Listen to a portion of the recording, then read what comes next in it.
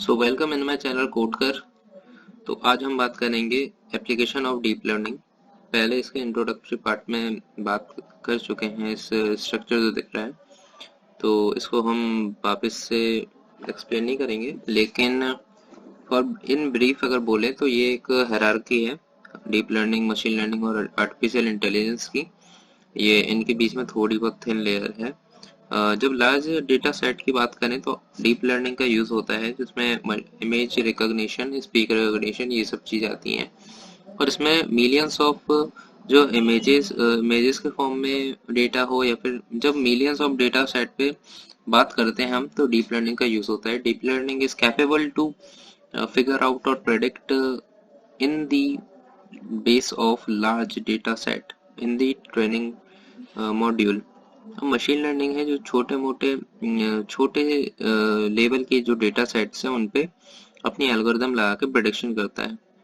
Artificial intelligence इन दोनों का combination है, जो कि उन चीज़ों को ओवरव्यू टाइप का देता है। और ये ओन एक टाइप की ऐसी इस टाइप की लर्निंग है जो कि मशीन को अपने आप से प्रेडिक्शन करवाना स्टार्ट करवा देती है। इस वाले स्टेज पे डीप लर्निंग पे आपको प्रेडिक्शन करेगी लेवल डेटा सेट से, लेकिन आपको एक्यूरेट देगी जितना ज़्यादा आप उसको ट्रेन करवाओगे। मशीन लर्निंग आपको प्रिडिक्शन ज़्यादा देगी क्योंकि उसके पास different types of learning technologies हैं। इसके पास न्यूरल नेटवर्क, परसेप्ट्रॉन्स इसको बोलते हैं, और अलग अलग लेयर्स पे ये काम करेगी लार्ज डेटा सेट पे। लेकिन ये थोड़ी प्रिडिक्शन और एक्यूरेसी इसकी ज़्यादा रहेगी। और आर्टिफिशियल इंटेलिजेंस इस स्टेज पे आते आते लर्निंग आपकी इतनी कैपेबल हो जाएगी कि मशीन को खुद से डिसीजन लेना स्टार्ट कर देगी। एप्लीकेशन ऑफ डीप लर्निंग की बात करें अगर, तो फर्स्ट है इसकी सेल्फ ड्राइविंग कार्स, ऑटोनोमस। तो इसमें सबसे बेस्ट एग्जांपल मेरे हिसाब से तो टेस्ला ही होना चाहिए। और हमारे इंडिया में टाटा ने भी डोमिनेंस लाना स्टार्ट कर दिया, और एक्सयूवी 300 के पास मारुति सुजुकी, जितने भी इमर्जिंग और जो न्यू मॉडल्स हैं उसमें ये सब दे रहे हैं। वैसे भी ये वाला सेल्फ ड्राइविंग वाला ऑप्शन, लेकिन सेल्फ ड्राइविंग ऑप्शन इंडिया में तो मुझे नहीं लग रहा इतना सक्सेसफुल होगा अभी, until unless our citizens follow the rules। क्योंकि हमारे जितने एक्सीडेंट इधर हाईवेज पे हो रहे हैं और रोड पे होते हैं, उतने तो मुझे नहीं लगता किसी कंट्री में होते होंगे, या फिर होते भी होंगे तो मैंने पढ़ा नहीं उसके बारे में। Image caption generation, game playing agents. अब जो डीप लर्निंग का कॉन्सेप्ट है वो बड़े बड़े डेटाबेस के जो गेम टूर्नामेंट होते हैं वहाँ पे भी होता है। AR VR के हेडसेट लेके जो आते हैं डिफरेंट टाइप्स ऑफ इमेजेस, उसमें जो सिंगल यूजर गेम्स होते हैं उसमें मल्टीपल यूजर्स भी होते हैं, और बोट वाले गेम्स भी होते हैं उसमें ये सब हैं। जैसे कि आप बोल सकते हो मेरे को ये आपका सैन एंड्रियास हो गया, और भी चीज़ें हैं जो वर्चुअल वर्ल्ड में चलती जाती हैं। फ्री गाय मूवी इसका एग्जांपल हो सकती है, जिसमें एक वो अपने आप से सोचने लगता है और चीज़ें करते हैं, तो उस टाइप का एनवायरनमेंट क्रिएट हो जाता है जिसमें एक एंटिटी, रियल वर्ल्ड एंटिटी जो कि उस गेम में रहती है, वो उसके बेसिस पर प्रेडिक्ट करती है उसको चीज़ें क्या आगे करना है, किस टाइप का एक्टिविटीज़ परफॉर्म करनी है। इमेज कैप्शन जनरेशन ये भी इसका पार्ट है। इमेज कलराइजेशन, ऑब्जेक्ट डिटेक्शन के जो प्रोजेक्ट्स हैं वो अभी बहुत ज़्यादा चल रहे हैं। ऑब्जेक्ट डिटेक्शन इसमें जो अपनी गवर्नमेंट कंपनीज है, नासा का जो एक ब्लू बुक करके एक प्रोजेक्ट है, वो अगर आप देखेंगे तो उसमें ऑब्जेक्ट डिटेक्शन का बहुत ज़्यादा यूज़ किया गया है। अब ये ब्लू बुक क्या है वो आप जाके देख सकते हो। विज्ञान रिचार्ज और MIT प्रेस या फिर हिस्ट्री टीवी पे उसका वीडियो डाला है, बहुत बढ़िया है वो, उसको जाके आप चेकआउट करिए। Object detection means different types of image से आप उसको एक पर्टिकुलर ऑब्जेक्ट, जैसे एप्पल मैंने सामने रख दिया है, अब उसको मैं, एक ग्रीन एप्पल है और एक अच्छा वाला एप्पल है रेड कलर का जिसको खाने लायक है, और green in the earlier stage पे जो होता है। तो अब मैं जो मॉडल है उसको ट्रेन करूंगा डिफरेंट टाइप्स ऑफ इमेज दिखा के, कौन सा खाने वाला है कौन सा नहीं है, तो ऑब्जेक्ट डिटेक्शन उसमें होगा। ये इसका एक एग्जांपल है। टेक्स्ट ट्रांसलेशन, ये भी टेक्स्ट ट्रांसलेशन, उसका भी डिफरेंट टाइप्स ऑफ अपने जो टेक्स्ट के लेटर हैं, जैसे कि कभी कभी जिसकी राइटिंग अच्छी रहती है, जिसकी नहीं रहती है, जो गूगल लेंस है वो उसका बेस्ट एग्जांपल हो सकता है कि टेक्स्ट ट्रांसलेशन आपने एक दे दी है उसको इमेज टाइप की, इमेज के फॉर्म में, या फिर आपने राइट कर दिए हैं कि हमें ये चाहिए इंग्लिश में हिंदी में कर दो, तो तब कर पाएगा ये ट्रांसलेशन, तब अच्छे से चलेगा, एक्यूरेट से चलेगा, जब उसको देख पाए, वो प्रेडिक्ट कर पाए और एनालाइज कर पाए, उसको रिकॉग्नाइज कर पाए।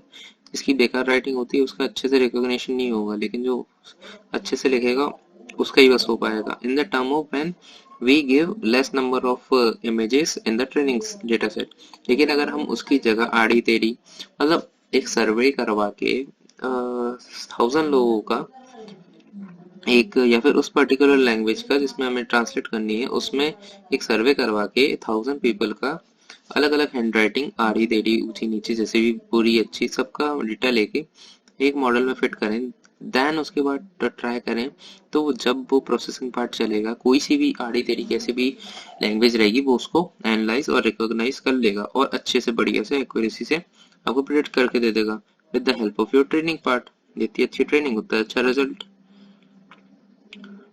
आर्मी वाली, हाँ आर्मी का भी तो ये, जितनी अच्छी आपकी ट्रेनिंग होता है अच्छा फील्ड पे दिखा पाओगे सब जगह ये तो एडिंग ऑडियो, तभी विराट कोहली ट्रेनिंग में पसीना बहाता है, सही बात है भाई। Adding audio to mute video, adding audio to mute video, ये भी इसकी एप्लीकेशन है। इमेज क्लासिफिकेशन, क्लासिफिकेशन का कॉन्सेप्ट आपको मशीन लर्निंग में भी है। क्लासीफाई करना चीज़ों को, क्लासीफाई से ये समझ नहीं आ रहा है एक बीच में डिफरेंशिएट कर देना चीज़ों को कि एप्पल एप्पल्स, बनाना बनाना, देन एप्पल एप्पल एक जगह, बनाना बनाना बीच में, और उसके बीच में एक लाइन टाइप की खींच दें कि इस चीज, इस टाइप की चीजें इस साइड रहेंगी जो इस शेप की रहेंगी, और दूसरे शेप की जो चीजें रहेंगी वो इस साइड रहेंगी। Speech recognition is the best example of deep learning जो कि यूज हो रहा है गूगल असिस्टेंट, ओके गूगल वाली चीजों में, और एलेक्सा, सिरी, प्रेडिक्टिव एनालिटिक्स हेल्थ केयर में, रोबोटिक्स में हो रहा है, सिक्योरिटी, रिकमेंडेशन सिस्टम में, रिकमेंडेशन सिस्टम, वेदर फोरकास्टिंग में, और जब आपका रिकमेंडेशन सिस्टम आपका आएगा उसमें व्हाट्सएप यूज करते हैं तो लिखते हैं तो Grammarly is the best example. मैंने वो ट्राई किया है और मैं करता ही रहता हूँ। एक एक्सटेंशन है क्रोम का, जो भी आप कुछ भी लिखते हो उसमें आपको syntax correction, writing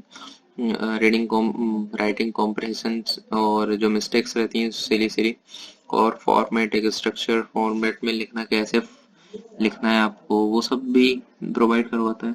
so these all are the application part of deep learning.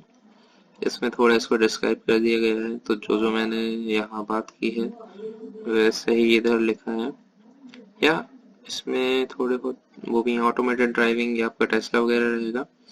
Automotive researchers are using deep learning to automatically detect objects such as stop sign and traffic lights। जो आपकी ऑटोमेटेड ड्राइविंग कार्स हैं तो उनको यही बताना पड़ेगा जो science है हाईवेज पे, तो कहाँ आपको स्लो करना है, कहाँ आपको स्पीड स्लो करनी है, जैसे कि स्कूल कहीं है, कहीं जो है आपकी पार्किंग वगैरह है, वहाँ आपको स्पीड कितनी रखनी है, जो आपके ट्रैफिक लाइट्स वगैरह है उस पर कैसे एक्शन परफॉर्म करना है, कहाँ रुकना है कहाँ नहीं रुकना है, कहाँ स्लो करना है, कहाँ स्पीड कितनी रखनी है, तो उस हाईवे पे कैसे चलना है और नॉर्मल रोड पे कैसे चलना है, वो सब इसके अंदर आएगा। Aerospace and defence, deep learning is used to identifying objects from satellites. Deep learning basically R&D का पार्ट है, बहुत ज़्यादा रिसर्च एंड टेक्नोलॉजीज में यूज होता है, और as a research and development associate आपको इस बारे में बहुत ज़्यादा पता होना ही चाहिए, और एक नॉर्मल सी अंडरस्टैंडिंग भी होनी चाहिए अगर उस फील्ड में जाने का वो है। तो मेडिकल रिसर्च, ये रिसर्च की बात है, cancer research are using deep learning to automatically detect cancer cell. हाँ, इसका बेस्ट एग्जांपल आपको कोरोना वायरस में हुआ, जो सिम्टम्स आपको मिल रहे थे, जो बना था प्रिडिक्शन करने वाला कि इसको है नहीं है, वो प्रिडिक्ट कैसे कर रहे थे आप? डीप लर्निंग से। एक को थोड़ी हुआ था, पूरी दुनिया में हुआ था। तो पूरी दुनिया के सैंपल लोगे क्या? ऐसा नहीं है, एक पर्टिकुलर एरिया के सैंपल लिए थे उस मॉडल को बनाने में, जैसे कि हमारे यहाँ बना था कोविन ऐसा कुछ करके, उसका अलग कुछ था, लेकिन उसको ट्रेन करा गया था डीप लर्निंग की application to accuracy at cancer cell. यहाँ कैंसर का बताया गया है, वहाँ हम कोविड-19 का ही बोल सकते हैं। उसको डिटेक्ट करने के लिए भी ये सभी हुआ था। अब electronics deep learning is being used in automated hearing and speech recognition translation. Industrial automation deep learning is helping to improve worker safety around heavy machinery। हाँ, वो सब अलार्म टाइप के बजने लगते हैं, वो भी डीप लर्निंग का ही पार्ट है। Automatically detecting when people or objects are within any unsafe distance of machines। हाँ, अरे ये एक वीडियो देखा था मैंने जिसमें जो मशीन थी वो बेसिकली कटिंग का काम कर रही थी, लेकिन जैसे ही उसके पास एक ऑब्जेक्ट आ रहा था इंसान के रूप में, या फिर जो हमारी स्किन रहती है, जैसी टच हो रही थी वैसे वो स्टॉप हो रही थी।